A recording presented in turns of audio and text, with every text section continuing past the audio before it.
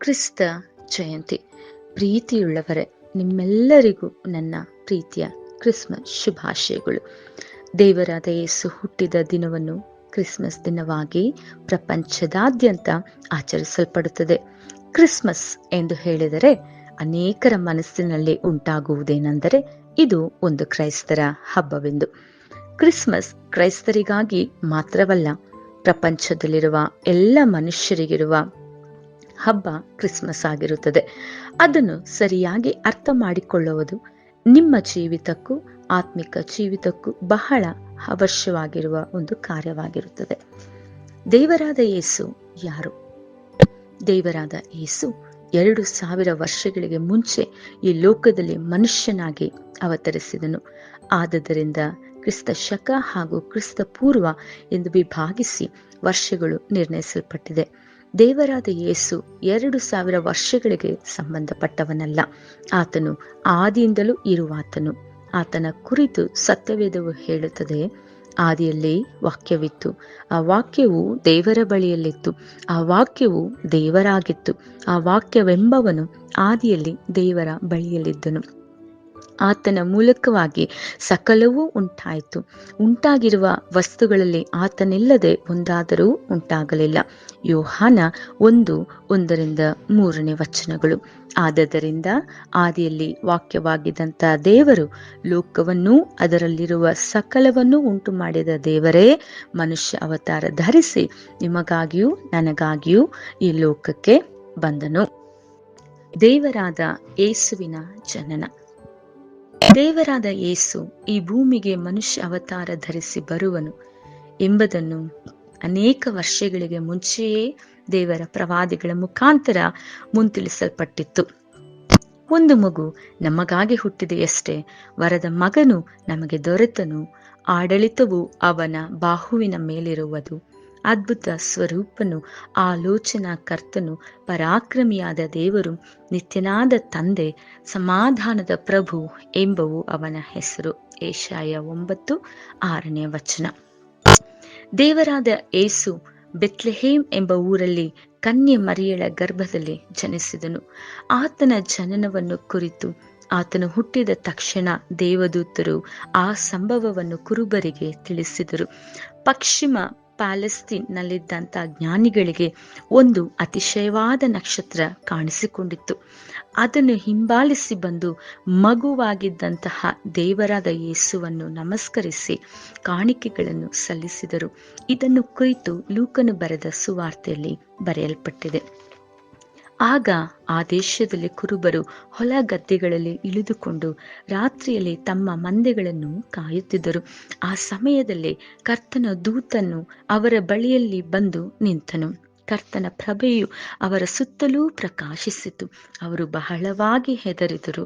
ದೇವದೂತನು ಅವರನ್ನು ನೋಡಿ, ಹೆದರಬೇಡಿರಿ, ಕೇಳಿರಿ, ಜನರಿಗೆಲ್ಲ ಮಹಾ ಸಂತೋಷವನ್ನುಂಟು ಮಾಡುವ ಶುಭ ಸಮಾಚಾರವನ್ನು ನಿಮಗೆ ತಿಳಿಸುತ್ತೇನೆ. ಅದೇನೆಂದರೆ, ಈ ಹೊತ್ತು ನಿಮಗೋಸ್ಕರ ದಾವೀದನೂರಲ್ಲಿ ಒಬ್ಬ ರಕ್ಷಕನು ಹುಟ್ಟಿದ್ದಾನೆ. ಆತನು ಕರ್ತನಾಗಿರುವ ಕ್ರಿಸ್ತನೇ. ಲೂಕ 2:11. ಬಟ್ಟೆಯಿಂದ ಸುತ್ತಿರುವ ಒಂದು ಕೂಸು ಗೋದಲಿಯಲ್ಲಿ ಮಲಗಿರುವುದನ್ನು ಕಾಣುವಿರಿ ಎಂದು ಹೇಳಿದನು. ಪಕ್ಕನೆ ಆ ದೂತನ ಸಂಗಡ ಪರಲೋಕ ಸೈನ್ಯದವರ ಒಂದು ದೊಡ್ಡ ಗುಂಪು ಕಾಣಿಸಿಕೊಂಡು, ಮೇಲನ ಲೋಕಗಳಲ್ಲಿ ದೇವರಿಗೆ ಮಹಿಮೆ, ಭೂಲೋಕದಲ್ಲಿ ಮನುಷ್ಯರಿಗೆ ಸಮಾಧಾನ, ದೇವರು ಅವರಿಗೆ ಒಲಿಯುತ್ತಾನೆ ಎಂದು ದೇವರನ್ನು ಕೊಂಡಾಡುತ್ತಾ ಹೇಳಿದರು. ಲೂಕ 2:14. ಹಾಗೆಯೇ ಶಾಸ್ತ್ರಿಗಳು ಅತಿಶಯ ನಕ್ಷತ್ರವನ್ನು ಹಿಂಬಾಲಿಸಿ ಅವರ ಕೂಸು ಇದ್ದ ಮನೆಯ ಒಳಕ್ಕೆ ಪ್ರವೇಶಿಸಿ ಮಗುವನ್ನು ಅದರ ತಾಯಿಯನ್ನು ಕಂಡು ಸಾಷ್ಟಾಂಗವರೆಗೆ ಆರಾಧಿಸಿದರು. ಅವರ ಗಂಟುಗಳನ್ನು ಬಿಚ್ಚಿ ಅದಕ್ಕೆ ಚಿನ್ನ, ಧೂಪ, ರಕ್ತಬೋಳಗಳನ್ನು ಕಾಣಿಕೆಯಾಗಿ ಕೊಟ್ಟರು. ಮತ್ತಾಯ 2:11. ಏಕೆ ದೇವರು ಮನುಷ್ಯ ಅವತಾರವೆತ್ತಿ ಭೂಮಿಗೆ ಬರಬೇಕಾಯಿತು? ಆದಿಯಲ್ಲಿ ದೇವರು ಆದಾಮ ಮತ್ತು ಹವ್ವಳನ್ನು ಉಂಟು ಮಾಡಿ ಅವರನ್ನು ಆಶೀರ್ವದಿಸಿ ಎಲ್ಲದರ ಮೇಲೆ ಅಧಿಕಾರವನ್ನು ಕೊಟ್ಟಿದ್ದನು.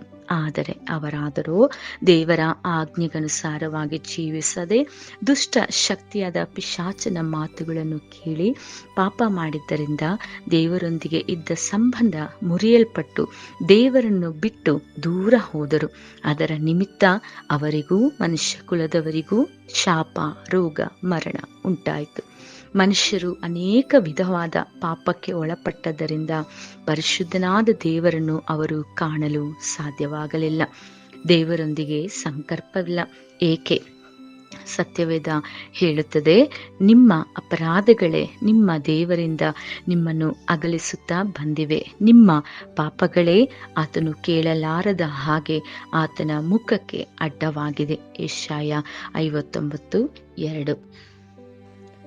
ದೇವರೊಂದಿಗೆ ಇದ್ದ ಸಂಬಂಧ ಮುರಿಯಲ್ಪಟ್ಟ ಅವರನ್ನು ದುಷ್ಟ ಶಕ್ತಿಯ ಕೈಯಿಂದ ಬಿಡಿಸುವುದಕ್ಕಾಗಿಯೂ ಶಾಪ, ಪಾಪ, ವ್ಯಾಧಿ, ನಿತ್ಯ ನರಕ ಇವೆಲ್ಲವುಗಳಿಂದ ವಿಮೋಚಿಸಿ ದೇವರೊಂದಿಗೆ ಅವರು ಸೇರಲು, ಈ ಭೂಮಿಯಲ್ಲಿ ಸಮಾಧಾನದಿಂದ ಜೀವಿಸಲು, ಬಿಡುಗಡೆಯಿಂದ ಜೀವಿಸಲು, ಮರಣ ಹೊಂದಿದ ನಂತರ ಪರಲೋಕ ರಾಜ್ಯ ಸೇರಿ ನಿತ್ಯವಾದ ಪರಲೋಕ ರಾಜ್ಯದಲ್ಲಿ ಜೀವಿಸಲು ದೇವರಾದ ಯೇಸು ಈ ಭೂಮಿಯಲ್ಲಿ ಅವತರಿಸಿದನು. ಇದು ಕ್ರೈಸ್ತರಿಗೆ ಮಾತ್ರವಲ್ಲ, ಲೋಕದಲ್ಲಿರುವ ಎಲ್ಲ ಜನರಿಗಿರುವ ಶುಭ ಸಂದೇಶ. ದೇವರಾದ ಯೇಸು ಅದಕ್ಕಾಗಿ ಮಾಡಿದಾದರೂ ಏನು? ಮನುಷ್ಯರ ಪಾಪಕ್ಕಾಗಿ ಪ್ರಾಯಶ್ಚಿತ್ತ ಬಲಿಯಾಗಿ ದೇವರಾದ ಯೇಸು ತನ್ನನ್ನೇ ಜೀವ ಬಲಿಯಾಗಿ ಒಪ್ಪಿಸಿಕೊಟ್ಟನು. ಮನುಷ್ಯರ ಪಾಪಕ್ಕೆ ಪ್ರಾಯಶ್ಚಿತ್ತವಾಗಿ ಅನೇಕ ಕಾರ್ಯಗಳನ್ನು ಮಾಡಿದರೂ ಅವರೊಳಗೆ ಇರುವ ಪಾಪ ಸ್ವಭಾವ ನೀಗುವುದಿಲ್ಲ. ಎಷ್ಟೋ ಸಾರಿ ಎಷ್ಟೋ ಬಲಿಗಳನ್ನು ಸಮರ್ಪಿಸಿದಾಗಲೂ ಮತ್ತೆ ಮತ್ತೆ ಪಾಪ ಮಾಡಿಬಿಡುತ್ತಾರೆ. ಆದ್ದರಿಂದಲೇ ದೇವಾದಿ ದೇವನು ಪಾಪದ ಶಕ್ತಿಯಿಂದ ನನ್ನನ್ನು ನಿಮ್ಮನ್ನು ವಿಮೋಚಿಸುವುದಕ್ಕಾಗಿ ಪಾಪ ಪ್ರಾಯಶ್ಚಿತ್ತ ಬಲಿಯಾಗಿ ತನ್ನ ರಕ್ತವನ್ನು ಸುರಿಸಿ ನಮಗೆ ರಕ್ಷಣೆಯನ್ನುಂಟು ಮಾಡಿದ್ದಾನೆ. ದೇವರು ಲೋಕದ ಮೇಲೆ ಎಷ್ಟೋ ಪ್ರೀತಿಯನ್ನಿಟ್ಟು ತನ್ನ ಒಬ್ಬನೇ ಮಗನನ್ನು ಕೊಟ್ಟನು. ಆತನನ್ನು ನಂಬುವ ಒಬ್ಬನಾದರೂ ನಾಶವಾಗದೆ ಎಲ್ಲರೂ ನಿತ್ಯ ಜೀವವನ್ನು ಪಡೆಯಬೇಕೆಂದು ಆತನನ್ನು ಕೊಟ್ಟನು. ಯೋಹಾನ 3:16. ಶಿಲುಬೆಯಲ್ಲಿ ನಮಗಾಗಿ ಮರಣ ಹೊಂದಿದ ದೇವರಾದ ಯೇಸು ಆತನು ಮುಂಚೆ ಹೇಳಿದ ಪ್ರಕಾರವೇ 3ನೇ ದಿನದಲ್ಲಿ ಜೀವಂತನಾಗಿ ಎದ್ದನು. ತನ್ನ ಶಿಷ್ಯರಿಗೂ ಮತ್ತು ಅನೇಕರಿಗೂ ತಾನು ಜೀವಂತನಾಗಿರುವುದನ್ನು ತೋರಿಸಿಕೊಂಡನು. ಅವರು ಆತನನ್ನು ನೋಡುತ್ತಿರುವಾಗಲೇ ಪರಲೋಕಕ್ಕೆ ಏರಿ ಹೋದನು. ಆತನೊಂದಿಗಿದ್ದ ತೋಮ ಎಂಬುದಾಗಿ ಕರೆಯಲ್ಪಟ್ಟ ಶಿಷ್ಯನು ಭಾರತ ದೇಶಕ್ಕೆ ಬಂದು ದೇವರಾದ ಯೇಸುವಿನ ಕುರಿತು ತಿಳಿಸಿದನು. ಆತನು ಹೆಸರನ್ನು ಹೊಂದಿರುವಂಥದ್ದೇ ಚೆನ್ನೈನಲ್ಲಿರುವ ತೋಮನ ಬೆಟ್ಟ, ಸೆಂಟ್ ಥಾಮಸ್ ಮೌಂಟ್ ಎಂಬುದಾಗಿ ಕರೆಯಲ್ಪಡುತ್ತದೆ. ರಕ್ಷಿಸಲ್ಪಡಲು ಏನು ಮಾಡಬೇಕು? ಲೋಕದಲ್ಲಿರುವ ಎಲ್ಲರಿಗೂ ಮರಣ ಉಂಟು. ಆದರೆ ಸತ್ಯವೇದ ಹೇಳುತ್ತದೆ, ಪಾಪ ಮಾಡುವ ಆತ್ಮ ಸಾಯುವುದು, ಪಾಪವು ಕೊಡುವ ಸಂಬಳ ಮರಣ ಎಂಬ ವಾಕ್ಯದ ಪ್ರಕಾರ ಆತ್ಮಕ್ಕೆ ಮರಣ ಉಂಟು. ಆದರೆ ರಕ್ಷಿಸಲ್ಪಡುವವರ ಆತ್ಮಕ್ಕೆ ಮರಣ ಇಲ್ಲ. ಅವರ ಪಾಪವು ಕ್ಷಮಿಸಲ್ಪಟ್ಟದರಿಂದ ಅವರ ಆತ್ಮ ಪಾತಾಳದ ಹಾಗೂ ನರಕದ ಶಕ್ತಿಯಿಂದ ತಪ್ಪಿಸಲ್ಪಟ್ಟು ಪರಲೋಕದ ಬಾಧ್ಯತೆಯನ್ನು ಹೊಂದುವಂತಹ ಭಾಗ್ಯವು ಅವರಿಗೆ ಉಂಟಾಗುತ್ತದೆ. ಆ ಭಾಗ್ಯವನ್ನು ನಾವು ಹೊಂದುವುದಕ್ಕಾಗಿಯೇ ದೇವರಾದ ಯೇಸು ತನ್ನ ರಕ್ತವನ್ನು ಸುರಿಸಿ ಪಾಪ ಪ್ರಾಯಶ್ಚಿತ್ತವನ್ನು ಸಲ್ಲಿಸಿ ನಮ್ಮನ್ನು ವಿಮೋಚಿಸಿದ್ದಾನೆ. ಅದನ್ನು ವಿಶ್ವಾಸಿಸುವ ಯಾವ ಮನುಷ್ಯನೇ ಆದರೂ ಅವನಿಗೆ ರಕ್ಷಣೆ ಉಂಟು. ಯೇಸು ಕ್ರಿಸ್ತನ ರಕ್ತವು ಸಕಲ ಪಾಪವನ್ನು ನಿವಾರಣೆ ಮಾಡಿ ನಮ್ಮನ್ನು ಶುದ್ಧಿಗೊಳಿಸುತ್ತದೆ. 1 ಯೋಹಾನ 1:7. ನೀನು ಯೇಸುವನ್ನೇ ಕರ್ತನೆಂದು ಬಾಯಿಂದ ಅರಿಕೆ ಮಾಡಿಕೊಂಡು ದೇವರು ಆತನನ್ನು ಸತ್ತವರೊಳಗಿಂದ ಎಬ್ಬಿಸಿದನೆಂದು ಹೃದಯದಿಂದ ನಂಬಿದರೆ ನಿನಗೆ ರಕ್ಷಣೆಯಾಗುವುದು ಎಂಬುದೇ ರೋಮ 10:9. ಆತನು ಮತ್ತೆ ಬೇಗನೆ ಬರುವನು. ದೇವರಾದ ಯೇಸು ತಾನು ಹೇಳಿದ ಮೇರೆಗೆ 3ನೇ ದಿನದಲ್ಲಿ ಜೀವಂತನಾಗಿ ಎದ್ದನು. ದೇವರಾದ ಯೇಸು ಹೇಳಿದ ಮಾತಿನ ಪ್ರಕಾರವೇ ಲೋಕದಲ್ಲಿ ಕಾರ್ಯಗಳು ನಡೆಯುತ್ತಲಿವೆ. ಇವು ಕಡೆಯ ದಿವಸಗಳು. ಆತನು ಮತ್ತೆ ಬರುವನು. ಈ ಲೋಕವು ಇದರಲ್ಲಿರುವುದೆಲ್ಲವೂ ಒಂದು ದಿನ ಅಳಿದು ಹೋಗುವವು. ಆತನ ಬರೋಣದಲ್ಲಿ ಆತನೊಟ್ಟಿಗೆ ಹೋಗಲು ಯೋಗ್ಯತೆ ಉಂಟು ಮಾಡುವಂಥದ್ದು ರಕ್ಷಣೆಯು, ಪರಿಶುದ್ಧತೆಯು ಹಾಗೂ ಸಿದ್ಧತೆಯು ಮಾತ್ರವೇ. ಇವುಗಳನ್ನು ಕುರಿತು ಹೆಚ್ಚಾಗಿ ತಿಳಿದುಕೊಳ್ಳಲು ಕೆಳಗೆ ಕೊಡಲ್ಪಟ್ಟ ವಿಳಾಸಕ್ಕೆ ಸಂಪರ್ಕಿಸಬಹುದು.